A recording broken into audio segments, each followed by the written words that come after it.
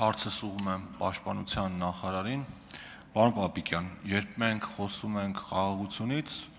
որոշ ընդդիմադիր շրջանակներ փորձում են տպավորություն ստեղծել, որ մենք անտեսել ենք բանակը եւ ոչինչ չենք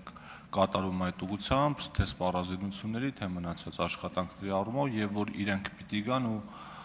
ինչ որ ուժեղ ձևով վերակառուցեն մեր բանակը։ Իհարկե, այդտեղ թեման զգայուն է, հասկանալի է, որ շատ արված աշխատանքներ մենք չենք կարող ամբողջությամբ ցուցադրել կամ դրա մասին խոսել, ինչ հնարավոր է դուք եւ մեր գործընկերները դրա մասին ներկայացնում են, բայց կխնդրեի գոնե թվերի լեզվով ամփոփ ներկայացնել մենք սպառազինության գծով ինչ ֆինանսավորում այս պահին ունենք եւ եթե հնարավոր է համեմատել մինչև 2018 թվականը եւ 2018 թվականից հետո այդ երկու ժամանակահատվածները զինված ուժերի սպառազինությունների եւ դրա վրա կատարված ծախսերի առումով։ Շնորհակալություն, հարցին կպատասխանի Պաշտպանության նախարար Սուրեն Պապիկյան, ինձ միշտ պարոն Պապիկյանը մոտենում է կենտրոնական ամբիոնին, տեղեկացնեմ, որ այսօր նաեւ ունենք եւս մի խումբ ուսանողներ բաց դռներ ծրագրի շրջանակում Երևանի Պետական համալսարանի միջազգային հարաբերությունների եւ արևելագիտության ֆակուլտետի ուսանողներն են, բարի գալուստ։ Ողջունում եմ ձեզ։ Խնդրեմ պարոն Պապիկյան, համեցեք։ Շնորհակալ եմ շատ կարևոր հարցի համար, պարոն Թունյան։ Եթե նկատում եք, իրականում թեման շաղկապված է նախորդ հարցի հետ։ Այսինքն տպավորություն է, որ որևէ կենտրոնից նույն նամակի հասցեատերերը ստացել են նամակ կամ հանձնարարություն խոսել կամ թիրախավորել անվտանգության հետ կապված հարցեր։ Բայց ես պիտի հիասթափեցնեմ իրենց, որովհետև իրականությունը իրենց պատկերացումներից էապես տարբերվում է եւ պատճառը, որ նրանց մոտ հույս է առաջացել, որ գտել են մեր թույլ տեղը, մեր համեստությունն է եւ իհարկե ոլորտի գաղտնի լինելու հանգամանքը, բայց ես փորձեմ հետեւյալ կերպ ներկայացնել, որ բացարձակ թվեր չհնչեցնեմ, բայց նաեւ պատկերը ավելի պարզ դառնա։ Ուրեմն այսօր 3 հնչեցված հայտարարությունների հեղինակները, որոնք կամ մաս են կազմել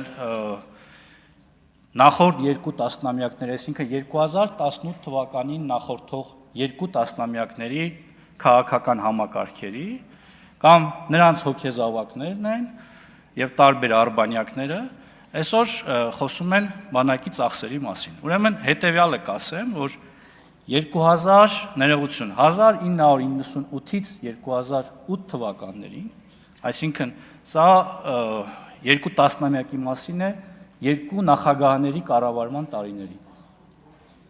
Ներողություն 2018, ներողություն եմ խնդրում։ 1998-2008, 2008-2018 2 տասնամյակի մասին եմ խոսում։ Ուրեմն 2 տասնամյակի ընթացքում արված ծախսերը բանակի վրա, սրանք բացարձակ թվերի մասին է, ֆիքսված պաշտոնական թվերի մասին է։ 5-4 անգամ ավելի պակաս ծախս է արվել, քան 2022-ից 2025 թվականներին, այսինքն միայն իմ պաշտոնավարման ժամկետի ընթացքում 5-4 անգամ ավելի ծախս է արվել սպառազինության եւ ռազմական տեխնիկայի գնման վրա, այլ ծախսերի մասին չեմ խոսում։ Միայն սպառազինության եւ ռազմական տեխնիկայի գնման վրա, քան դա արվել է 2 նախագահների կառավարման տարիներին 1998-ից 2018 թվականներին։ Եվ ըստ այդմ, հարգելի գործընկերներ, եւ իհարկե նաեւ ձեզ հուշող նամակագիրներ, մեթոդիշկաների հեղինակներ, թվերին նայեք եւ հարց տվեք ձեզ։ Ինչով եք զբաղված, ինչով եք զբաղվում, եւ ձեններդ կտրեք, տեղներդ նստեք, շնորհակալ եմ։ Շնորհակալություն, արձագանք կա։ Պարոն Թունյան։ Պարոն Պապիկյան, որ թվերի մեջ մարդկանց շատ չխճճենք, մի հատ ամփոփենք, էլի ստացվում է, որ մենք 3 տարում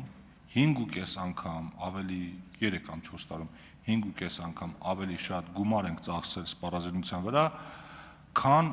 նախկինում 20 տարվա ընթացքում կատարված ծախսն է։ Ճիշտ եմ հասկանում։ 5 ու 4-ը կլորացրել եմ հոգուտ իրենց։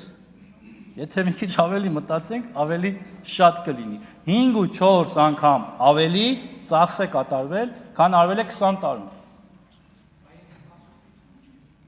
Եթե 18-ից հաշվենք, բնականաբար այդ թիվը շատ ավելի մեծ կլինի։ Ես դրան պարզապես պատրաստ չէի, ես իմ պաշտոնավարման ժամկետի համար նայել եմ վերջերս, դրա համար պատասխանեցի ըստ այդմ։ Առիթ կունենանք նաև առաջիկայում շատ առիթներ կլինենք, խոսենք նաև մնացածի մասին։ Ես խոսում եմ միայն սպառազինության եւ ռազմական տեխնիկայի գնման մասին, չեմ խոսում աշխատավարձերի բարձրացման մասին, վերջին տարիների ընթացքում կատարված բարեփոխումների, դրանց ֆինանսական ծախսի, ոչ մի, այդ թվում նաև կապիտալ, այլ ծախսերի, այսինքն շինարարական, ինժեներական, այնպես որ ես խնդրում եմ հավաքեք ձեր աղյուսակները եւ զբաղվեք այլ գործով։